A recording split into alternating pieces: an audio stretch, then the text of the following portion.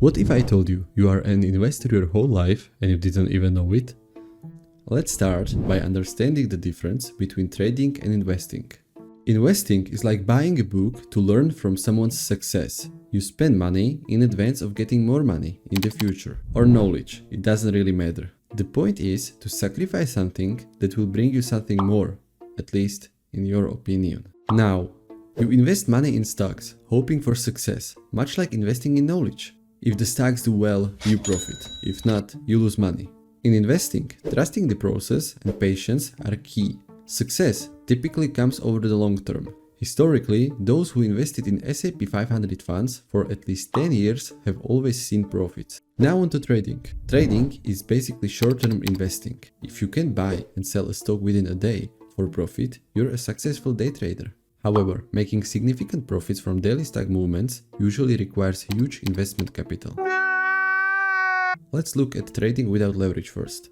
Say you buy $100 worth of stock in the morning and sell it for $120 by the evening. You've made a profit of $20. This is possible without borrowing money from the exchange, and you can call yourself a trader. But if you want to increase potential profits, you can use leverage. Leverage allows you to borrow money from the exchange to invest more. For instance, with those $100, you could invest $1,000 using X10 leverage. This increases potential profits, but it also increases the risk. If the stock goes up, you make more money. If it goes down, you could lose more than your initial investment. But how can I lose more money than I have invested? The answer is simple. Each trade calculates something called a liquidation price. Since you cannot lose borrowed money, once the stock falls to this price, your entire trade will be liquidated. For example, if you invested $100 with 1 to 10 leverage, you essentially invested $1,000. But when the stock goes down, let's say by about 10%, your investment will be $900. And that means your trade will be liquidated. But don't worry, you can save your trade by putting more money into it.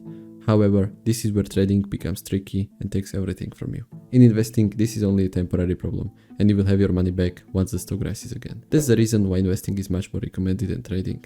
Additionally, there are fees associated with borrowing money for leverage. Because of the added risk and fees, traders typically don't hold positions for long periods. They aim to take advantage of short-term market movements for profit. That's it for today's video. If you enjoyed it, don't forget to smash the like button and subscribe to my YouTube channel. Thank you guys for watching and have a nice day.